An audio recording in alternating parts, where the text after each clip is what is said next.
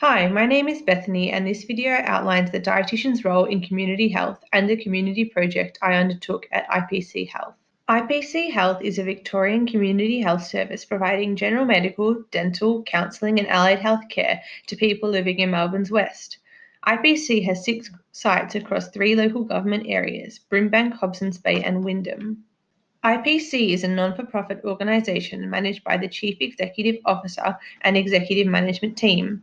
As shown in the diagram, dietitians who work at IPC report to the Manager of Allied Health Services.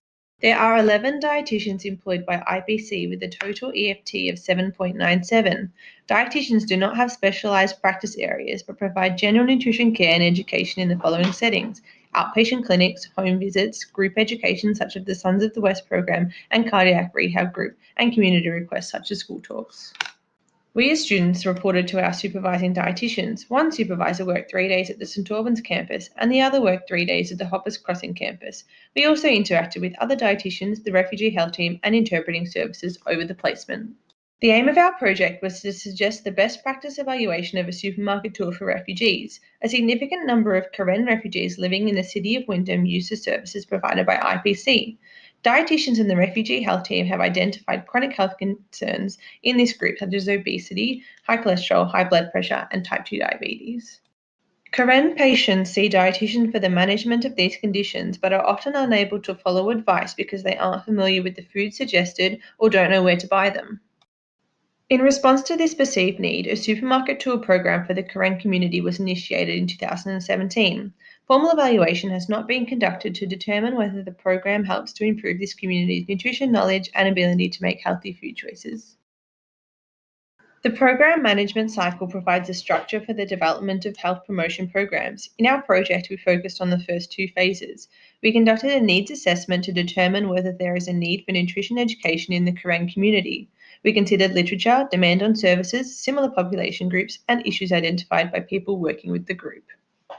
The Ottawa Charter defines health promotion as the process of empowering people to gain control over and improve their health.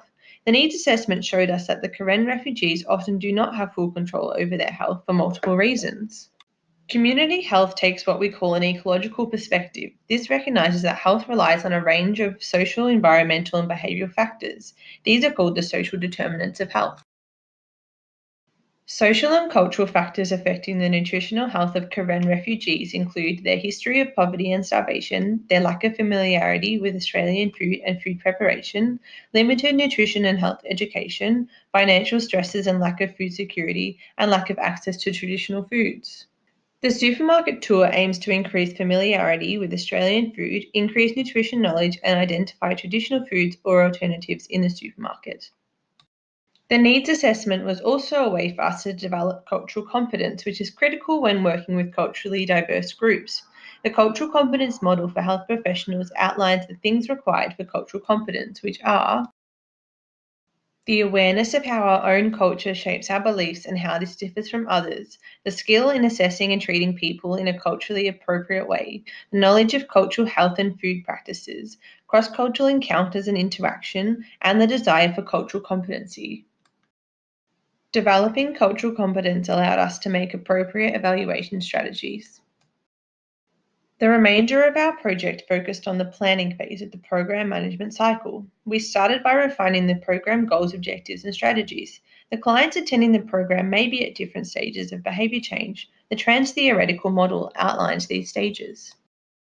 Group participants are likely to be thinking about making changes, preparing to make changes, or already starting to make changes. We developed goals, objectives, and strategies to be appropriate for these stages of change.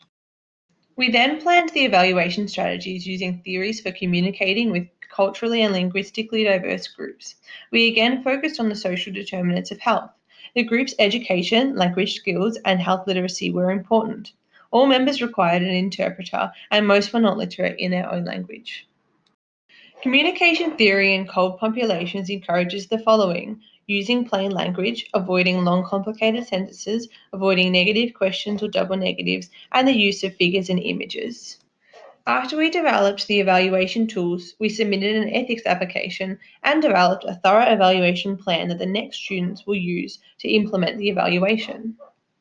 The documents that we produced were disseminated to both IPC Health and La Trobe University. Thank you for watching.